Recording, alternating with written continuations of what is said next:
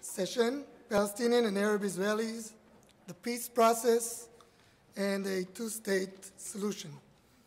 My name is Yaniv Sagee, and I am the Israeli representative to North America for Givat, Haviva, and the Shomer HaTzair.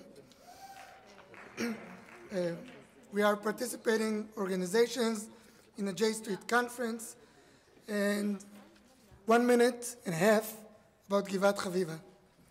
Givat Haviva is a non-profit educational institute founded by the Kibbutz Haotzi Federation of the Shomer HaTzair in 1949. Only 1 year after the beginning of the State of Israel, we as a movement understood that we need to foster an institution to lead to a build of a shared community by all citizens of Israel. Givat Haviva is a catalyst for change, which mobilizes Israelis in deeply divided communities to cooperate and work together. For example, our new flagship initiative, which is called Shared Communities, we're bringing two communities, a Jewish and an Arab community, to partner, and in that way, building from the grassroots the connection between citizens in Israel. Givat Haviva is a place for dialogue, interaction, and healing. Tens of thousands of Arab and Jewish children of all ages, teachers, and women have participated in programs that foster dialogue and all kinds of interactions throughout the years. Givat Haviva is a place for Israelis and the international community to learn and study. We have always been ahead of time. For decades, Givat Haviva's pioneering programs fostered coexistence and equality between Israeli Arabs and Israeli Jews. Now, it continues to be a laboratory of new programs and ideas that will help create an Israel where social justice is more than an empty promise, and where a shared society is not a distant ideal, but a living reality. Before we begin, I would like to ask everyone to please take the necessary steps to silence all cell phones and other technology you may have with you so that we are not interrupted. Towards the end of the session, participants will have an opportunity to ask questions of the panelists once the moderator has opened the question and answer session. Please line up at the microphone in the center aisle. Well, it's not exactly center. It's even to my right, so I rather look like this. So it will be on my left. So go to the left in any event. And I'd like to introduce our panelists for this session, starting with Ms. Ghaida. Rinawi Zuabi is a certified organizational development consultant and a co-founder and general director of the Injaz Center for the Professional Arab Local Governance in Israel. Mohammad Abu-Nimer is an associate professor at the American University School of International Service in International Peace and Conflict Resolution in Washington, D.C., and director of the Peacebuilding and Development Institute.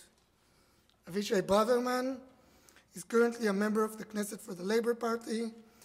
Between 2009 and 2011, he served as Minister of Minorities. He's also a former president of the Ben-Gurion University of the Negev. Moderating our session is Aziz Abu Sarah. Aziz Abu Sarah is the founder of MEJDI Tours and the co-executive director of the Center for World Religions, Diplomacy, and Conflict Resolution.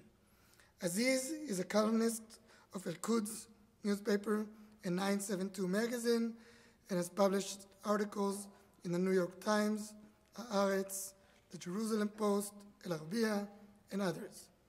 I'd now like to turn this discussion this afternoon to the moderator. Aziz, please.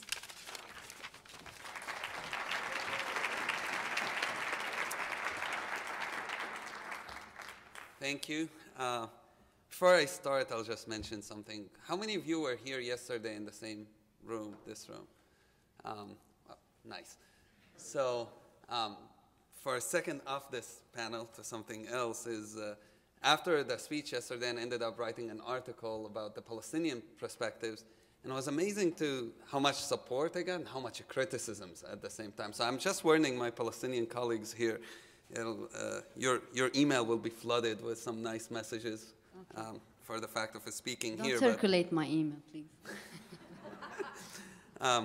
But I think this is why it's important for us to be here. It is surprising to a lot of people that Palestinians are speaking here, that Palestinians are present here.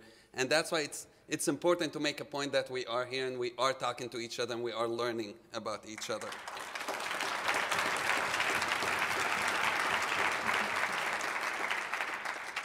This panel, in my opinion, is the most important panel in J Street because not many times we hear about the Palestinians, citizens of Israel. We talked about the Palestinians in the West Bank a lot. We talk about Gaza. We talk about refugees. We talk about Israel, security. But little attention is often given to people who live in Israel, to those Palestinians who are 20% actually, over 1.5 million people who live in Israel. Now, not much attention is given to them, but talking about them is often. We hear a lot of Israeli politicians talk about them. We hear about negotiations that happen between Israelis and Palestinians that bring them into the issue, and they're not in the easiest situation. Because Palestinian Israelis, on one hand, they have Israeli citizenship, they are Israelis, but on the second hand, they're also Palestinians. And they have this dual identity. They kind of between a rock and a hard place, because while it's a great thing, it's also can be problematic. On the Israeli side, they suspected, people can call them the fifth column here and there. They're not equal citizens in many situations. Systematic problems that they go through with the government. And also on the Palestinian side, I mean, for 20 years after 1948, they were cut off completely with communication with their families and friends in Palestine. And that relationship took many and still taken many years to being repaired. They live in Israel. They speak Hebrew.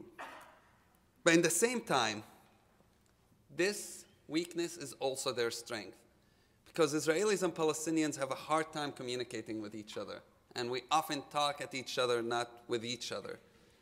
But there's only one group that I know that understands both communities like no one else. And it is the Palestinians that are citizens of Israel. There's so much. Both sides, Palestinians in the West Bank and Gaza, Israelis, Americans, can learn from them, and very little is given for them to actually teach us about their role and what they can help with. See, they understand the Israeli culture. They understand the language. They understand the political sensitivity. They understand where the fears, where people coming from. Ahmad Tibi, who's, for example, often considered, he's a controversial, at least, figure, did one of the most amazing speeches in Knesset a couple of years ago about the Holocaust, that even the most right-wing Israeli said this was something. Why? Because he's living there. He understands the culture. He understands the fears.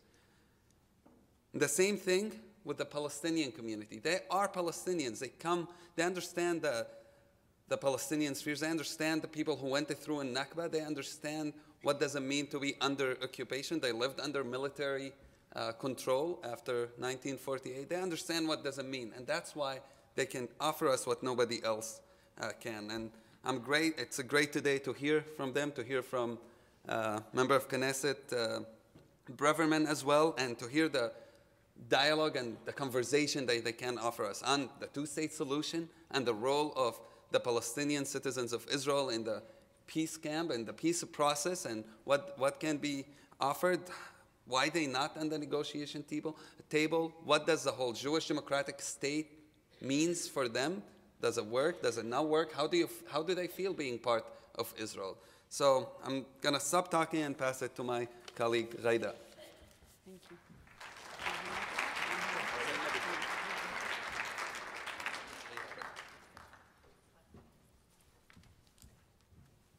Maybe you can see me a little better because I'm not tall.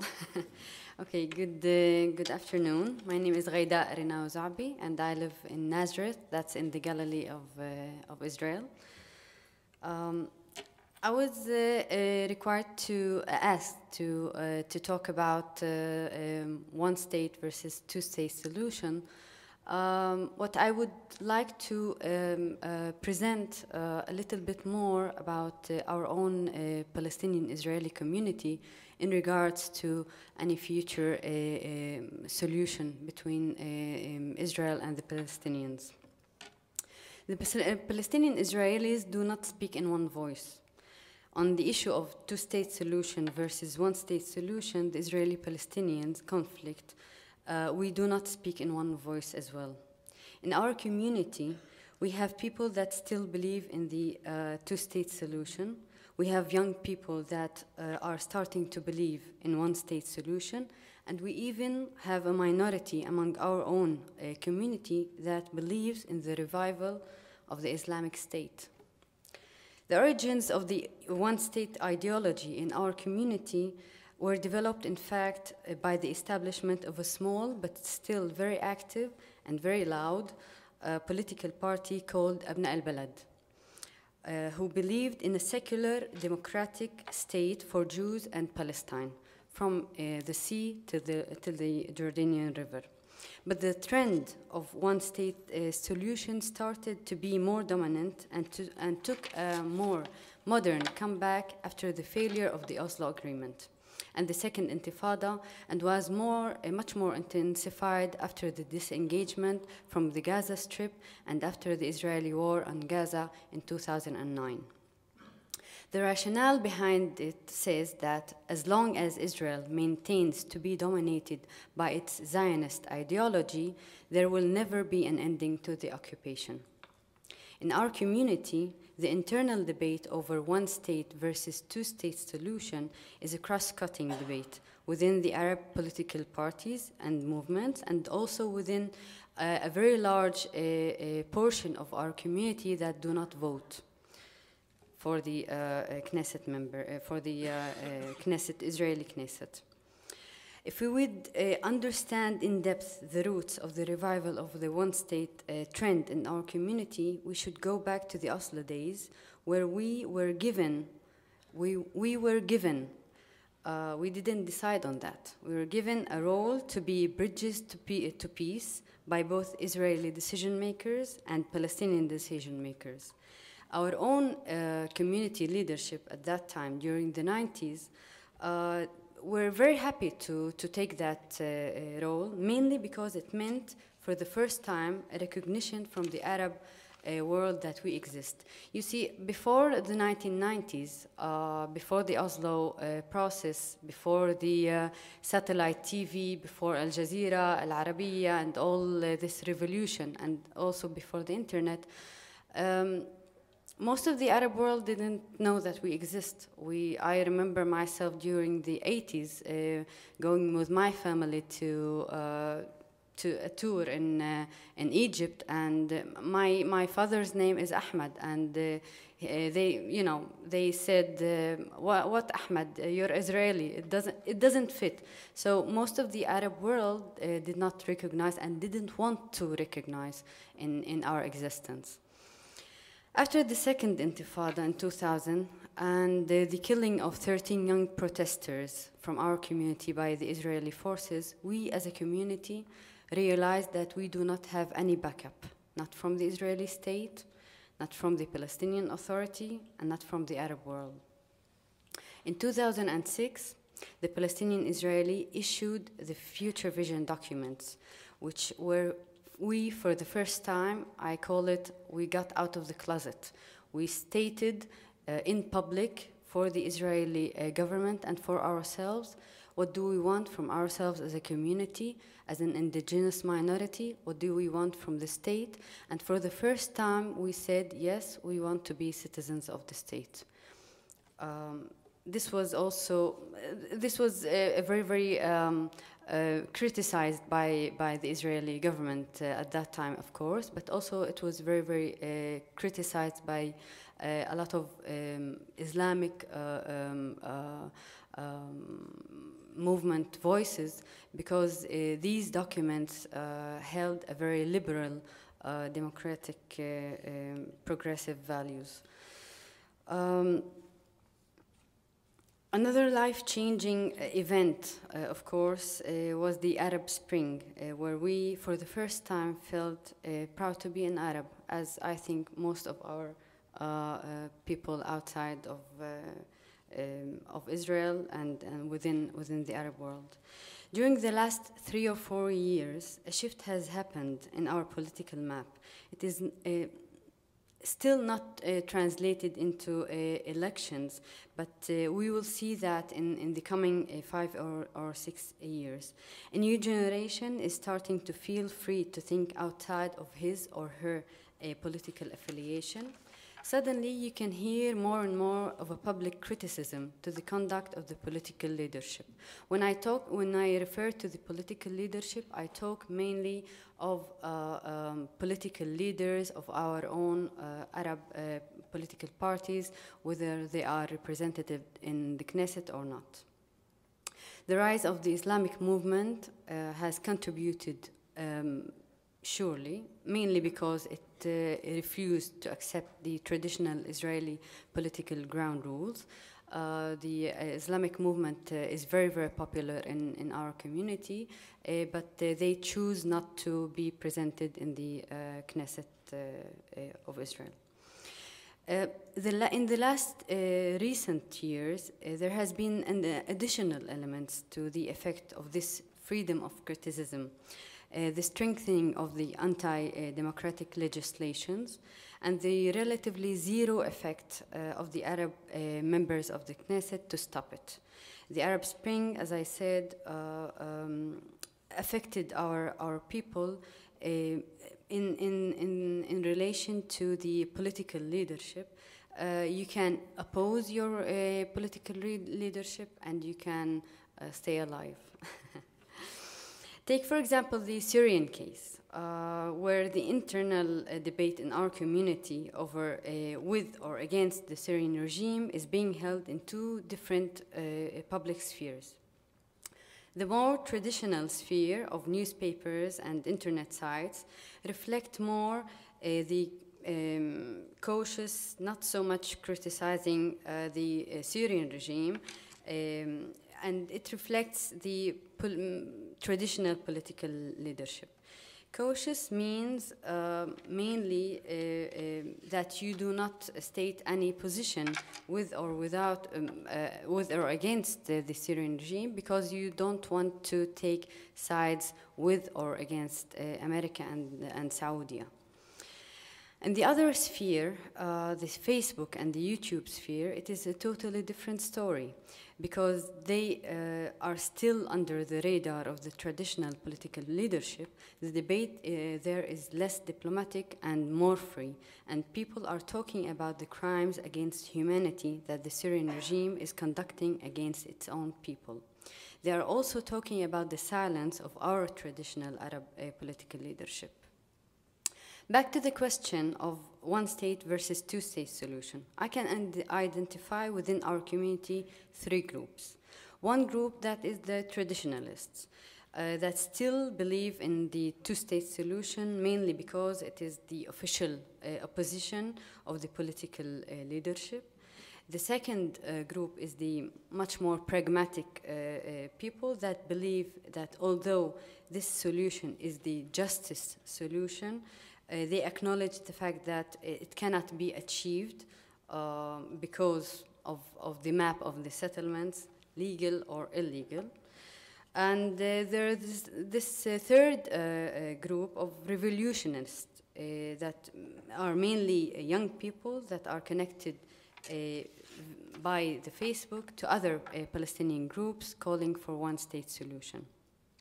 My personal view is that we are having a very narrow window of opportunity due to all regional changes. In regards to a just, a sustainable solution for the Israeli-Palestinian conflict, I'm a pragmatic. I believe that the Palestinian people, as the Jewish people, have the right of self-determination. But when I look at the current settlement map, I understand that getting back to the borders of 68 is not realistic. I do believe that there could be a creative, updated model of a 2-state solution that can be achieved. In order for this to happen, we need some preconditional terms. One, first of all, when there's a will, there's a way. And I'm not convinced that the Israeli decision makers, not only the current government, are willing truly to pursue the ending of the conflict. Two, I think that a real change in the Palestinian leadership toward inclusive, a much more younger leadership within its role must be. I think that for the traditional Palestinian leadership in the West Bank and Gaza, if this leadership want to maintain its relativeness, I think that they have to include much more of a young leadership. The third preconditional term, I think that there should be a more proactive approach in the international community, including Jewish Americans, to pressure both Israeli leadership to understand the necessity of the action now and to convince the Palestinian leadership to make these internal changes. As for our community, I think that, and I wish, that we could contribute to the post-conflict era in building constructive relations between the two people. I will end up my presentation by saying that for me, I see us, our Palestinian-Israeli community, as a product of both narratives, the national Palestinian narrative and the civil Israeli narrative. Thank you very much.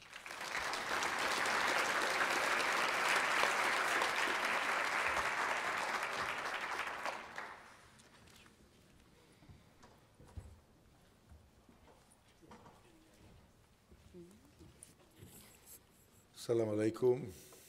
Thank you. I really impressed by this conference because first when I was called to go and I got so many phone calls I shouldn't come here.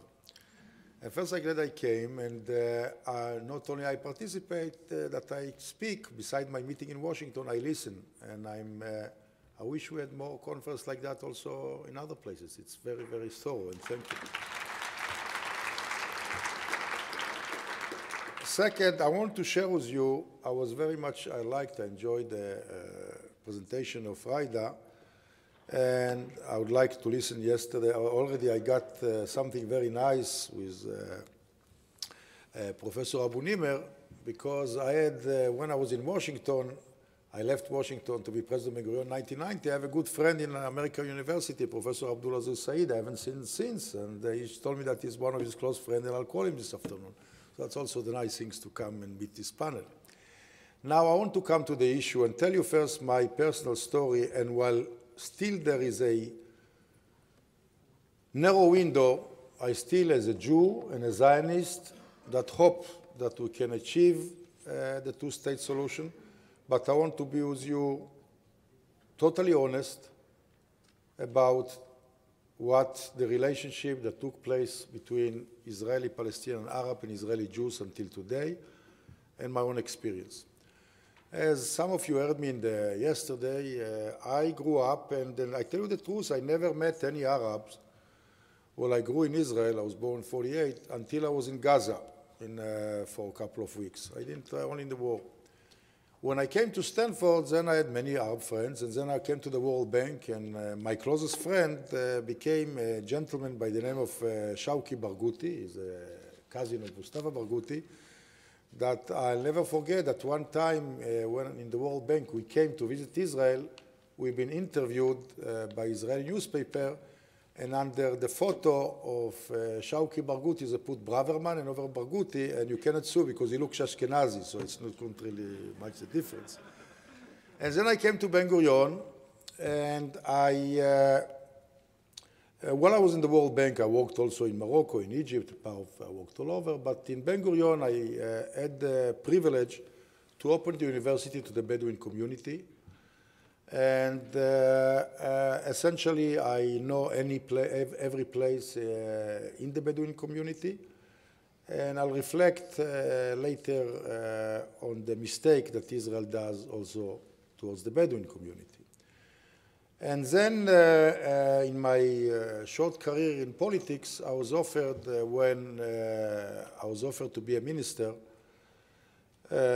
since I was not supporting of Barak, so in the last minute not to break the coalition, I was offered to be minister in charge, offered to be in the World Bank, IMF, and I said that to fly to Washington I don't need a ticket from the government, and I was offered to be Minister of Minority, which I accepted because I thought the Arab issue is the most important issue. The Arab and the Haredim are the two most important issues for the long-term Israel, long-term survival. And if I look from historical level, the Israeli leadership totally neglected this subject, with the exception of one leader, Yitzhak Rabin, that gave respect to the Palestinian Israeli Arabs. There were tremendous resources, and the support was enormous for Rabin for what he did. I tried as a minister with the backing of Netanyahu in the beginning to have a couple of plans that I'll articulate, but I want to come to, for me, which can be another minor tragedy in the tragedy that takes place in this Holy Land. Because most Israeli Jews don't know Israeli Arabs. Their presumption is that they're either fundamentalist Muslims or fifth column, or how shall I say that, of different mentality. You know, when you say different mentality, it means I am this mentality and he is this mentality, you know. Total ignorance. And my experience, and of course the Israeli Arabs, Palestinians, wanted to be part of the Israeli state so much. And we didn't do what we're supposed to do, not only because it's just and human, because it's good for the Jews. It's good for security. It's good for economics, because the power in the future, as I say, a lot of that is ultra-Orthodox in Arabs. Can in life you repent and start again? I believe every day you can start, but of course the mistakes are tremendous. I'm still hopeful, and here I want to come to the proposition. When I was a minister, and we start developing, I put a couple of plans for economic development in certain cities, in certain municipalities for 800 million shekel, and for higher education, and for certain new programs with volunteer. And I can, to my greatest sorrow towards then, Mr. Netanyahu start listening to Lieberman, start to pass laws that were totally stupid for no reason. For example, the citizens' law. Of course, in the Israeli public, they say, why not a new citizen that joined the Israeli state should swear allegiance to Jewish democracy? You know, the truth of the matter, you know, how many people are joining as new citizens, not in the simple law of return? You know how many? A couple of hundreds. From them, I don't know, maybe 250 Arabs. And if you ask anybody of them, if they will swear allegiance, if the moon is for blue cheese, they will do that. So what? To be a citizen. But in order to get this idea, Lieberman, that is advised by Arthur Finkelstein here from New York, how to go in the polls, knew that this is a very good subject. And all of a sudden, a lot of things that we did on progress, there was total alienation, because many of the Israeli Arabs start looking, here is Lieberman, want to transfer us. And you know, perception is reality, and everything we started essentially, that was not enough, but started, we left the government. I think we have an option, and the option is the following. I don't believe in the one-state solution because it will be hell. All this idea of new consciousness, I don't know if the Messiah intends to come, and nobody of you is Christian, unfortunately, no? I don't believe in the Messiah. I believe the Messiah is a collective consciousness. When people are ready, the Messiah arrives. So therefore, I think right now the consciousness is so low in the Holy Land, so there's no place for the Messiah, no place for one state. It will be like in the Balkans. It will be a total chaos and tragedy. We still have the option for the two-state solution, and what we should do, if we have more power, and if I had more power in Israel, you should give more allocation of resources, because Israel, of course, Palestinian Israeli Arabs have higher income per capita than their families or brothers in Jordan, in Egypt, in Syria, and more democracies in Syria and Egypt and all of these places. But that's not the point of comparison. When you look at the comparison in their income, they vote in the election as well. I wish, Ghaida, the participation rate will go from 50 to 70, because of course the participation will go down. It will go down to 40. I'll talk about that. It's very dangerous. Now, but when it comes to allocation of resources by the governments of the State of Israel, the Palestinian Israeli Arabs don't get their fair share, not in infrastructure, not education, etc. And that's essentially Rabin started, I initiated, but it's not done with clarity. And the people that right now involved in that, doing it not because they believe in it, they're doing it halfway, not enough. Before rights, but I want to talk about economics, and I'll talk to the question of the two states. Yes, the future of the Jewish state economically is based very, very much on the Arabs. And I think the Arabs, contrary to the ultra-Orthodox, won't participate so much in the labor force.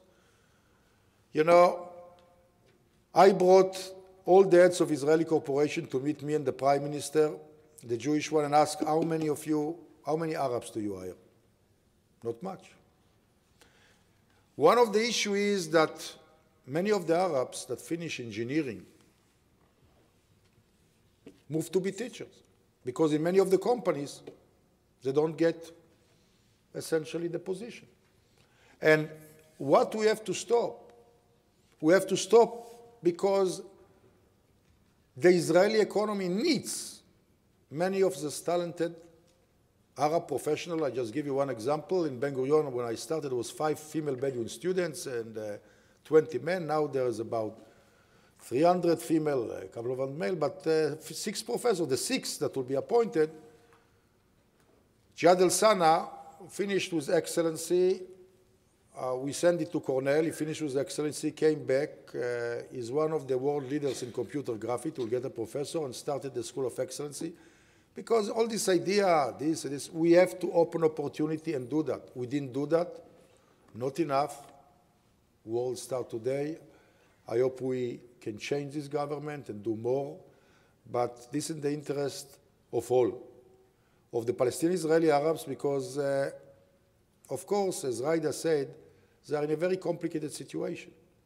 Many of the people that I say that are not very ideological, they want very much to be part of Israel. They see what happened in Syria, they see what happened in Palestine. They don't want to be part of that. They want to be part of democratic Israel. But they say, we want to get the fair share. And one of the things is about the fact that many people don't know. I'm so glad that we have a guy called Said Kashua, that I know what, a great satirical writer. All of a sudden, he started putting a show on the Israeli TV and everything. He's an incredible guy.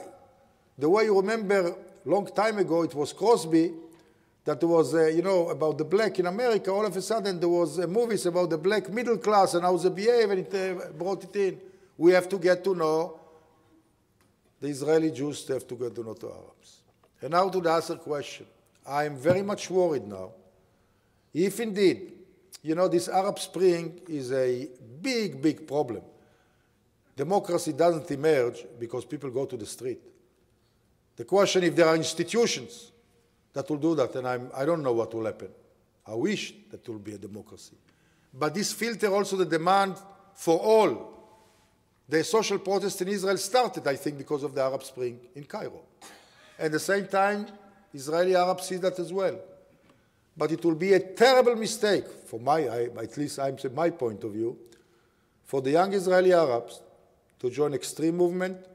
Many of the parliament members that represent them, they are very good on TV, but like many Israeli politicians, Jewish politicians, they don't really do, besides being a show person, do what's good for the community.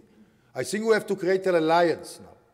Besides the two-state solution that are necessary, alliance that many of you, for the war, for Syria's Jews and Arabs in Israel to work together in order to get to know each other, whenever we are in more power, to allocate more resources, because this is the only solution.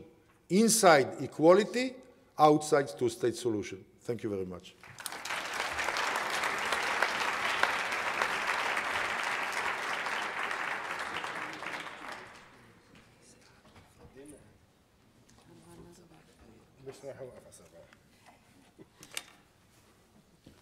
Good afternoon. My name is Mohammad Abu-Nimer, and I am, as mentioned by Aziz and also Mr. Braverman, I'm a professor at the American University, and I teach peace and conflict resolution, so I'm supposed to be expert on these things. Actually, I'm in a dilemma here because of the last speaker, Ghaida, and also Professor Braverman already took 75% of the political analysis that I'd like to do. And I thought that he did a great segue for me because he said, I'm going to start with a personal story. So I think that would be more appropriate for this session to start with this example. I spent 20 years, at least 15 years, doing this thing called dialogue between Arabs and Jews in Israel. The main job, and I started as a junior at the Hebrew University. And my colleagues who were in the political movement at that time found it very strange that I would leave a good path toward the Israeli parliament with some of the political parties that I was a member of at that time and go to this thing called dialogue. And they said the guy went crazy. And in some way I did, I think, because after 10 or 11 years of 3 dialogue meetings every month, about nine days a month, I will spend listening to Arabs and Jews, regardless their age, whether they are young or teachers or older men or even sometimes politicians, playing the same game. And the game is to test each other on their loyalty and to test each other in their ethnic and religious identity. Basically, it was a game that lasted for 3 days, where at the end they both will say, both sides say, oh, we didn't know that you are so similar to us. If this was kindergarten or politicians, they both will reach the same conclusion, except the politician will do it in a more sophisticated way, and it'll take them usually more rationalistic and with less probably tears and emotions. Regardless, the outcome was the same.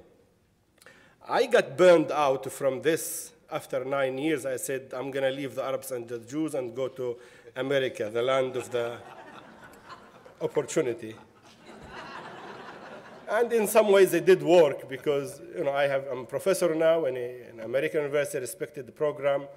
I have published, written, and really did lots of fantastic work and interesting, I think. I just came back from Erbil, Kurdistan. I work in Sri Lanka, in Philippines, in Nigeria, Chad, Bosnia, Northern Ireland. Basically, I have an addiction to conflict zone area. And I like that. And it's not bad. I think you get to learn lots about a human when you see them in the midst of their suffering. And you can transfer knowledge from one place to the other. So I really got a wider perspective on this thing called Arabs and Jews in Israel. And I just came back Friday, I came back from Tel Aviv, visiting my family in the Galilee. When I was introduced to this thing, relationship between Arabs and Jews in Israel, I was introduced through a very specific grandfather who went to Mecca in 1914 to fight with the Turks against the British in Makmahon battle. And he went walking, and he did his first pilgrimage. When he went back to Palestine, 1917, he told the community, I am Hajj now, I went to Mecca. And they declared him as a leader, and he built the first mosque in the village in the north of Israel. And since then, he became a mediator. For 60 years, he's a mediator in the small community. And he was very, very strong man, and I had to live with him about 8 years in my childhood, sharing the room with him. And I remember some stories, and I remember many of the stories that my parents will talk about, this thing called Israel. Of course, we got a different story in the school. In the school, we studied Hebrew, we studied the Torah, we studied Bialik, and we studied all the Jewish history, Zionist history, and I mastered the Hebrew language, and I knew the Nevi'im. I knew more than many of the American Jewish students and adults even about Judaism and history of the Jewish people. But at home, I also received a totally different story. I received Mahmoud Darwish, I received Emil Habibi, I received the nationalist narrative. And I lived with this duality, but I knew for me to survive, I need to please the Israelis. And to please them mean that you have to master the language, and you have to pretend that you know the culture, but you never lend your emotion to the full attachment. It's detached loyalty. And that's the reality of many of the Arabs in Israel, Arab of 1948 and all of that. Anyway, the story with my grandfather, one of the sittings says, we talk about dialogue. So I said, you keep talking about Palestine. You know, he said, yes. He said, Palestine is like a house where somebody came and took your first floor and he kicked you to the second floor. And then after 10, 15 years, he comes to the second floor and he kicks you to the third floor. And now we live in the third floor, and this was like early 70s, which means the West Bank and Gaza, and then also the 1948. And he said, you have no way to go, you have to fight and reclaim the house. I was young, and then I said, why can't we split the house in the middle? They get half, we get half. He said, no, you're still too young, you don't understand. And that was my two-state solution metaphor. And again, you know, you continue with this, and that's the generation that wanted first-state solution, one-state solution. And then our generation was indoctrinized with the necessity for two-state solution because, one, two-state solution will give us rights inside Israel. Two-state solution will solve our national identity because it will give our brothers and sisters from the Palestinian nation a place to be in. And that's the illusion, I think, and that's what we were told. By Oslo time, it was clear that this illusion is not accurate because there was no way that we can achieve a policy of two-state solution that give us the full rights inside Israel. Because I think the crux of the problem between the Arabs and the Jews in Israel that holding us so far from a genuine reconciliation, that means I accept you and I accept your national, religious, collective identity, is not really two-state solution. It's really the issue of Jewishness of the state. See, when I fly into Ben Gurion Airport, there is every sign in that airport that tell me you're not coming back home. However, when I fly in Dallas Airport, when the guy stamps my passport, what do they tell you? Welcome home. There, she gives me the look, and she debates. Should my American passport with the stamp of Pakistan be sent to security or not? And you look on the sides, and you listen to the announcements, and it's in Russian.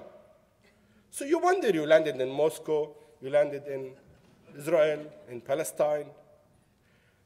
So inside your heart, you're debating, is this place really I belong to? And that's, I think, where the crux of the problem. So absolutely, I agree with the previous speakers. It is an issue of civil rights. But civil rights is not the entire story. Because maybe I fought against Kahana in the 80s many times and arrested and injured and did all my duties in that part. Kahana said something like that. Jewishness of the state fully or inherently contradict with the democratic nature of the state. And he found a solution. He said, let's expel them. I went actually to be expelled. I went to one of his offices in Jerusalem to see how much he will offer me to be expelled. And then I ran away, actually. I couldn't make it to the third floor. Because I was so scared that I'm not going to go into Mahane Yehuda to see how much money I'm going to be paid. So he figured, I think, the wrong solution to the contradiction. And what I think would allow Arabs and Jews in Israel to fully reconcile is to solve this issue, is to find the different formulas and arrangement, political, institutional, economic, cultural, social, educational, that will allow the national Jewish collective identity to truly exist with a Palestinian national collective identity also inside Israel. And not to say the Palestinians only in the West Bank and Gaza, the one who's going to have national identity. You can't convince somebody in Sakhneen to say, look, if you want nationalism and national identity and symbols, you have to go to Nablus. That's artificial. And I think that's part of the problem. Until Israelis, Jews and Arabs understand that a relationship that's built on fear, dishonesty, distrust, and domination. There is a system of domination in Israel in everywhere you go. There is systematic attempt since 1948 till today to cover up any element of national identity for the local Palestinian indigenous group. Living in Israel for a Palestinian, it's like American Jew living in the US 365 days in Christmas. I mean, can you imagine that? Because everywhere you go, you're going to see signs of the Christian culture. And here, okay, I mean, we take it here, right? Muslim and Jews, that you take it here for 10 days. Okay, starting sometimes too early, by November, by Thanksgiving. But in Israel, if you're a Palestinian who interested in national identity, in connection, you cannot find the connection to the state because the entire state institutions are built on alienating you from that system. And that's our problem with the state in that sense. It's not with the people. I'm in the business of, I'm in the industry of dialogue. And give me 3 days with a group of Arabs and Jews, and I can give you maybe 40% of them kissing and hugging each other and liking each other and change their perception. At least for 6 months, they will last. It's not a matter of relationship building. We can build relationship. And if you go into my village, you speak to my brother, they all half time speak Hebrew. And they know the music, they know the culture, they know the sport, they know all these aspects of the cultural connection. They have managed to establish that cultural connection. But it is artificial. The only way we can build a relationship that's sustainable in a way that Arabs and Jews in Israel will live, regardless if it's 1 state, 2 states, 3 states, 4 states, it doesn't matter. It matters a genuine reconciliatory relationship that's built on trust, genuine partnership, policies and institutions that welcome the two in their dualities, and not built on fear and alienation. We can play with 1 state or 2 states, but I think that's the issue that we have to deal with. Equal rights are necessary condition. Will it be sufficient? I don't think so. Equal civic rights. I think what we need to do is to open a dialogue on that dilemma, where when people live together, they feel that they are building a joint entity, and that entity doesn't have to be only Palestinian or only Jewish. I had 6 pages. I read nothing from them, but I said what's in my heart.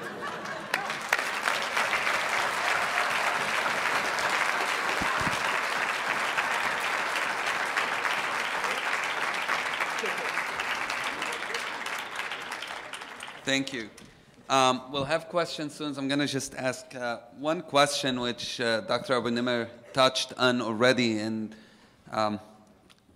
Israel, the 2-state solution comes with the premise that Israel is a democratic and Jewish state. So how can those contradictions, in your opinion, and maybe Professor Braverman can start with this. Say I was testing you, see? That's what you do to your students, I assume, too. How does the state of Israel, and you were a minister in the government, deal with that contradiction? It's been 60 years when Israel puts it as a condition, at least in the last few years, that Israel needs to be recognized as a Jewish state first, democratic Jewish state. How can the Palestinians in Israel and the Palestinians in the West Bank deal with that contradiction? Is that really possible? giving equal rights to the Palestinians and being a Jewish state? The question what's possible and what's impossible is difficult to answer, but I'll tell you essentially, and I was so taken by Professor Abu-Nimer that we already have a date with him in Israel. It's just so great, you know. As you say, there are two narratives here, and people, you know, I can say for us it's the state of the Jewish people from the Bible, etc. The Palestinians live there, you know. Amos Oz gave a beautiful speech. I still believe history can change, that given what takes place, given our history, it's the state of the Jewish people, and I don't define it anymore, and essentially in this place, the Palestinian, Israeli, Arab should be equal citizens with their full aspiration. Now, as was stated later by Danny Cancer, for me it's totally unimportant what Netanyahu said, that we have to emphasize that Israel is a Jewish democracy. I mean, you know, we don't know what's a Jew, and the question was democracy. When some people talk about democracy, they speak about democracy like all the East European former colonies, you know, of Russia. So I still believe that this impossible situation is a tough one. And I said, you cannot change history. If we did behave, all of us, differently, it may have been different, but so what? I will try, and that's the reason I stay in politics, and try to obtain more power, that me and other people that believe that it's different, that will sit with, I have many friends that Israeli Arabs, you know, not in my party. There is somebody I admire from a very leftist party, Dr. Hannah Swed, one of the most honorable person. He happened to be a Christian. That is there. I have so many Muslim friends that work together. We have to create an alliance of serious people and go to some of the heart of the matter. Unfortunately, government run by people that want to win election immediately. And in the short term for Jews, it's good to be, in a way, vocal anti-Arab in a way and get votes. Many of the Arab parliament members have to be, you know, very vocal to be anti-Jewish, and both of them get their constituency. And what is missing is people like you listen here that realize we are Siamese twins stuck in this crazy, holy place. And I think given the history of us, I don't believe in one democratic state. I believe, yes, it's the state of the Jewish people. I know it's difficult for Ghaida and others to live. But given this paradox, life is paradox, we have to have the full aspiration of the Palestinian expressed, and that can be only if they have their own state in the West Bank and Gaza, and changing totally not only the allocation of resources, civil rights, but what Professor Abu-Nimer said, let's start talking about each collective consciousness and really be brothers again, which happened to many of us when we work together, but most people, as I say, have no understanding and knowledge of each other. So I'm optimistic because I'm optimistic, but I still believe that we cannot move to this concept of a fully one state. Maybe the time will come, it's not now. I have two notes to Dr. Abu-Nimer. I think that the discourse, the current discourse on the issue of the Jewishness of Israel as a state is a little bit dangerous because it takes the focal point occupation. I think that the issue is occupation, and nobody is talking about occupation. Ladies and gentlemen, occupation, occupation, occupation. I think that this is the issue. Nobody is talking, not even Palestinians from Gaza and the West Bank are talking about the occupation. They're talking about managing the future Palestinian state But there are facts on the ground, and the facts on the ground are that there are settlements that I don't know what should be done with that. So this is one thing. I agree with you that there is an internal discourse that should be done over the how much Israel would be democratic or would be Jewish. But it's an internal discourse that can be developed. As for us, as the Palestinian-Israeli community, I believe that once we have empowered ourselves as a community, build our own institutions, build our own democratic institutions, we other than go once every couple of years and voting to the Knesset, 40% of us vote for the Knesset, we do not know how to act in democratic approaches. What do I mean by being? Listen, in plain and simple words, I want for my kids to walk in the state of Tel Aviv and to feel that they own the place, to feel that they are part of the decision-making system that is in Israel. I don't want to go to live in the future Palestinian state. No, I want to stay and to be a citizen in Israel. But I want Israel to be democratic, really democratic, and I want to translate this democracy into my citizenship, and I will stay a Palestinian because this is my history, this is my narrative. My father, who is a physician, was a refugee in Ain al-Hilwi camp in Lebanon, and he got back with his family. So it's very natural to be Palestinian. I want to pursue my citizenship. This is what I want.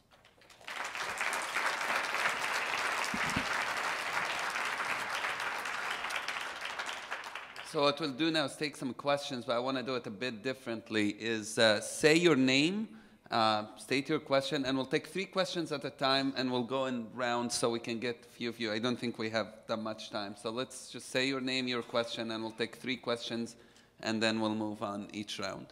Hi, is it on? Okay. My name is Gil, and I have a question for the whole panel, but especially to Mr. Braverman as a policymaker.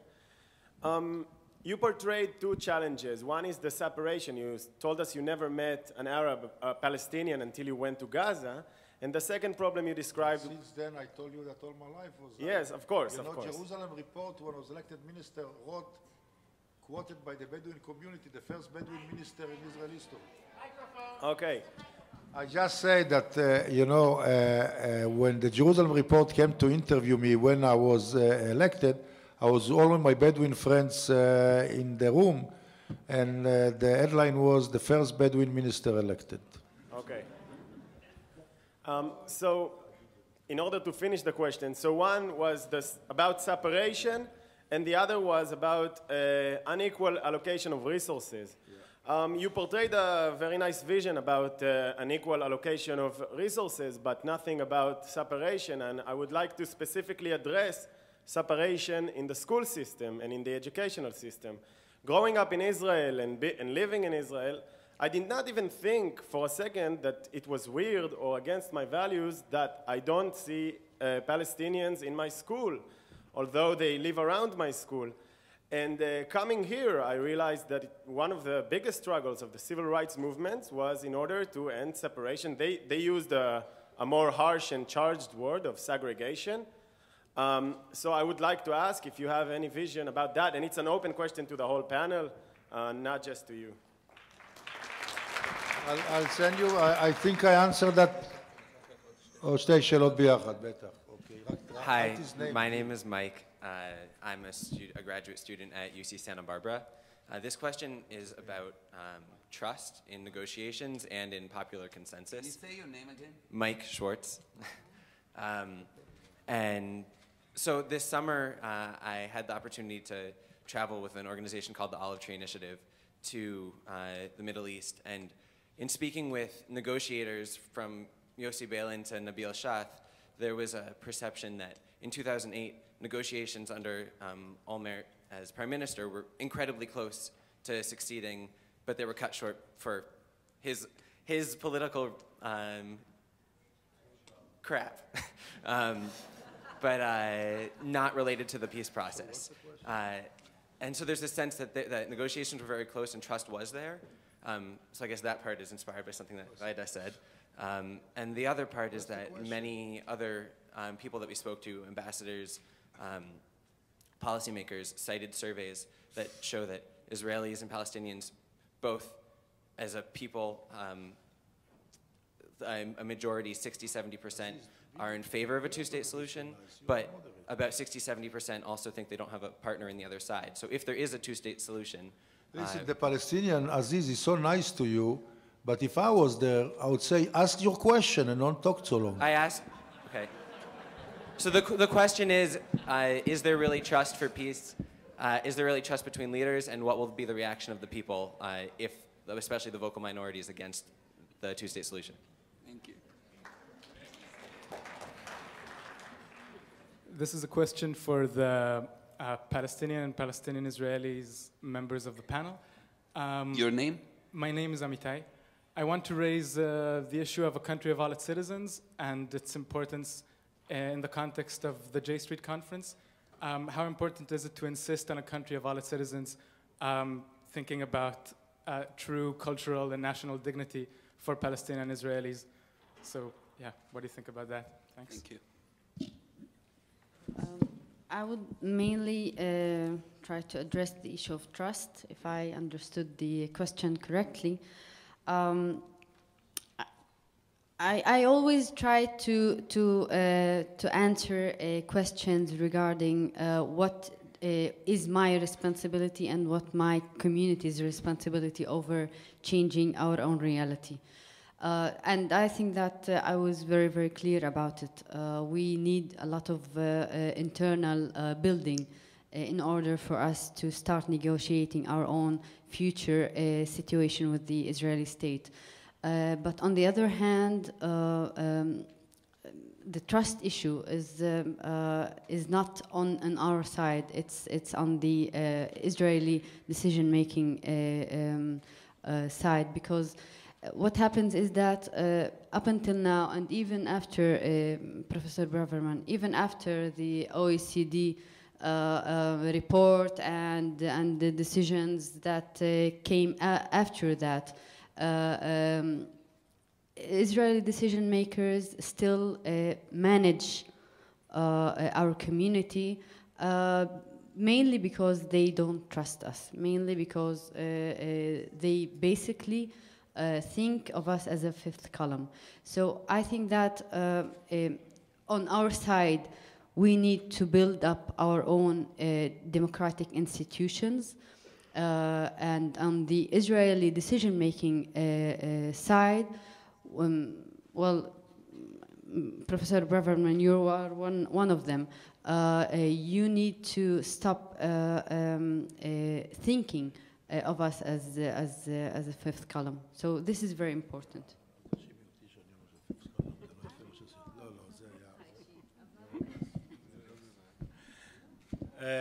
I think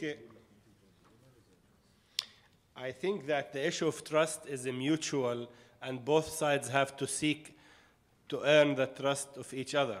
Obviously, the minority inside Israel is a minority, and the brunt of the burden comes on the group or side that has the dominant aspect. I think within the Israeli society there are a number of leaders and forces that have already started and realized that change of policy, and you heard that from Professor Braverman very clearly about the Rabin and other policies that needed to be changed, and he's been very vocal on the issue of the Bedouin in the south, which is really tragedy. So trust can be earned through change, concrete change of policy, and I believe there are also social programs, cultural programs that are trying to create a space to compensate for the total separation in school system. I think this is one of the major tragedies that we have in Israel.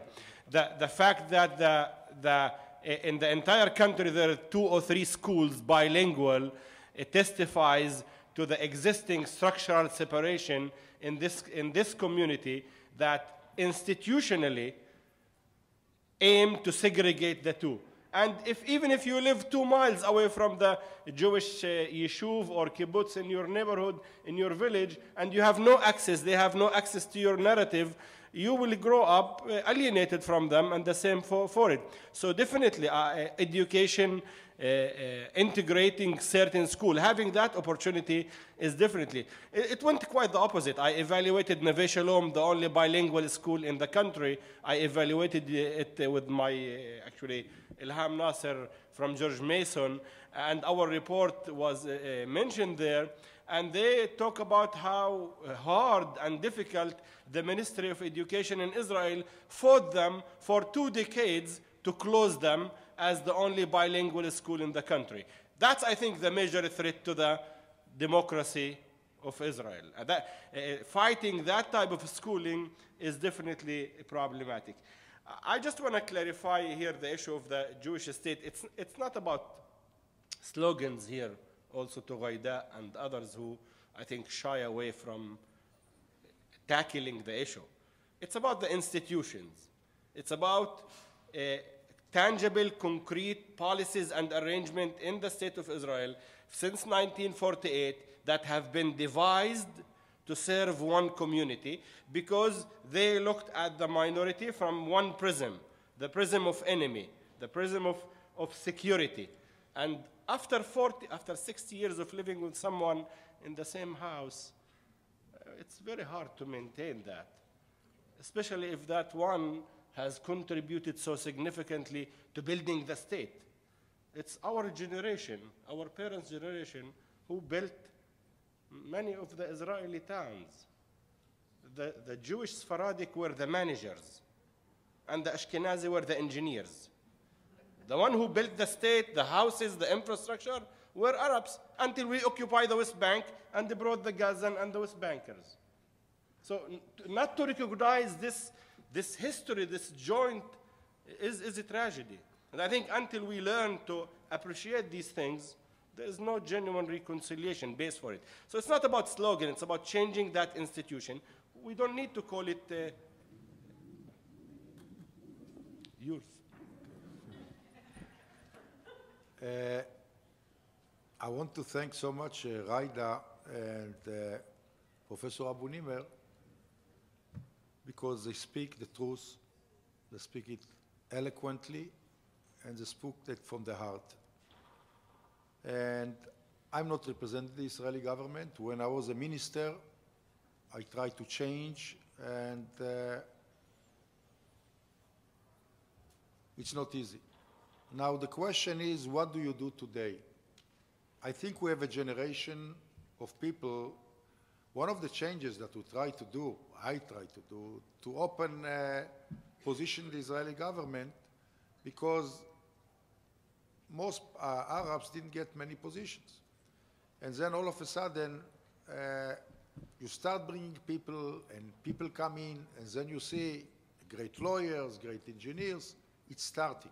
The question is the pace, given what takes place outside and inside the Israeli society, and the fact that the Israeli society is getting so dominant by anti-democratic, extreme right-wing people that for them is the Jews, only Jewish state, and the other don't exist. And part of the danger for the democracy is coming out of this fear and ignorance that eventually will threaten both Israeli Arabs and Israeli Jews, and will have to the demise.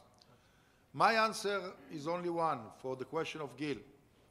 I definitely, what I said, that it's not all resources. One of my recommendations now, that people will go, before you get to say that you have joined school, as Professor Abu-Nimer said, I know well Neve Shalom, there is a place in Kafr Kara and others, Let's first have a situation where students and pupils from Jewish schools that are 2 kilometers from Arab schools start meeting each other. Before they study together, let's meet each other. If you want something that I wanted to advocate, let's have a whole movement, that the movement get to know your neighbor. If you start with that, and it's ongoing, because as Professor Abu-Nimer said, this loving workshop that I think Mr. Perez did, and many people that make an history of that people come, couple of them, to America and spend a couple of time together and they change the world. It does make a bit of a difference if a couple of people are doing and you raise fund for that. The issue is to do it on the ground and do it in a massive way. And for that part of the thing that I'm trying to change the government of Israel. Because you can change so much by attitude. When I spoke about Yitzhak Rabin, all he did, and what you read basically from Professor Aziz and Ghaida, Aziz did, attitude. The first thing, if people, I remember something, and I comment not with anger.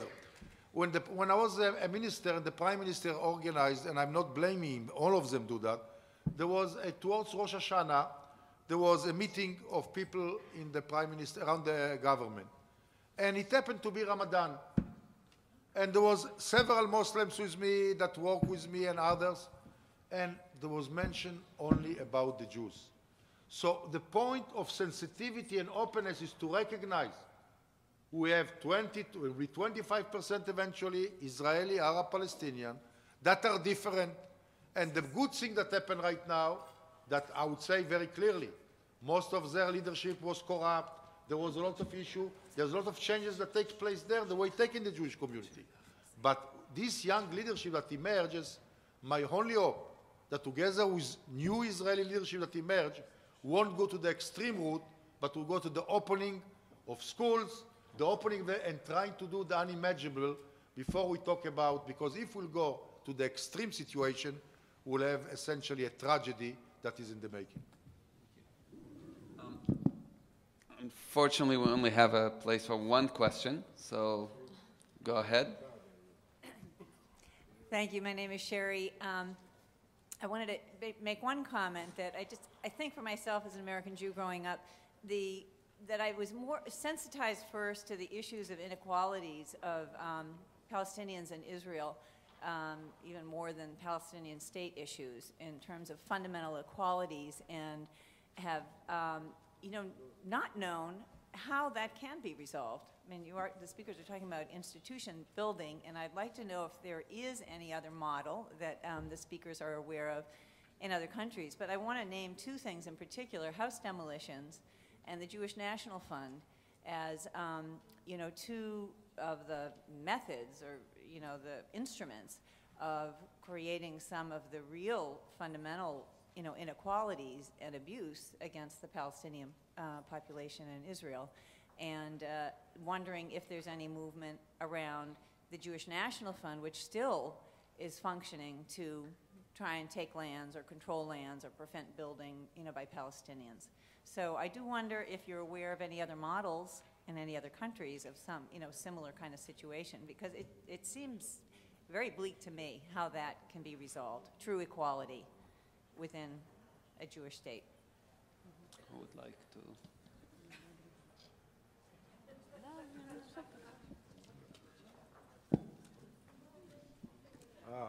Okay, because it's the Jews, they say it to me.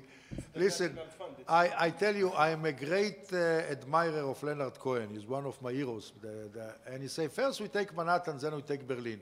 Before we change all the Keren Kayemet and the Jewish National Fund, let's do some of the basic things, start allocating resources, bring people, have different leadership, and then things will emerge. I think there is often... People are being evicted of their families right now. The village of El Araqib was wiped off several times from the Jewish National Fund. What are you talking about? What do you want me to do? To stop it! To stop the Jewish National Fund! Why I am? I'll stop the Jewish National Fund. Who I am? Yeah. Okay. So, I'm doing it. I'm doing it. You're perpetuating it. I am? Okay, sorry. You know, one of the things that you have to know, I understand your anger and your pain, your point of view, but try to point the finger in the right direction. I'm coming here because I try to do my best in a Knesset that I have a lot of disagreement with most of the members in the government, and I try to do the best I can under the limitation. It's not. So, you know, okay. Of the institution I respect, but again, I know that he has his pain and he thinks he can change the world in a second. One of the things when you grow up a little bit and you fight all your life to change is that when you change, it's not that simple. So go, demonstrate, try to help, and I support you in that. That's all I can say. I think Amitai, I understand your name, right? Yes. I think the Araqib and the other 40 unrecognized villages around the Palestinian villages and areas are also on one of the core issues. And the whole land, control of land, 93% being controlled by the state and very little by the Jews and also Arabs, but particularly Arabs not having access to that, is part of the institution that we need to tackle. It's part of the policies that we have. Arabs and Jews in Israel need to speak about it honestly. In Professor Braverman's view, this is a long term, maybe because he sees something more immediate, civil rights and others, but from the Palestinian perspective, this is something very painful, particularly from Al-Araqib and others who've been destroyed 28 times in the last year, at least in the south. And I'm sure your Negev people that you've been in touch with in the Bedouin know about these issues. But again, the issue of the land is similar to the demography, similar to the internal displacement. This whole thing lies on the principle that we either agree that this so-called government state is a partnership, or it is yours and you're letting me in with some privileges that my parents and others in the West Bank and other places cannot get, so I need to be thankful of you. I think this approach has been 60 years, and it's about time that we challenge it and look for a genuine partnership inside Israel, regardless whether it's 2 states, 3 states, 4 states, 20 states. There is occupation, it will end, and we need, from now, to look at this type of partnership in order to address all these issues.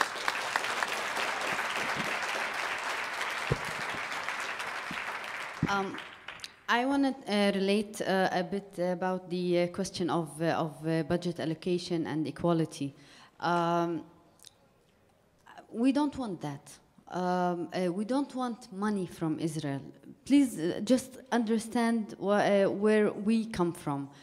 The issue, when I talk about that we as a community want to be a part of a decision making in the state of Israel as citizens, I don't want to talk about money and budget allocation. I want to talk about building a new frame of citizenship, something that wasn't done before.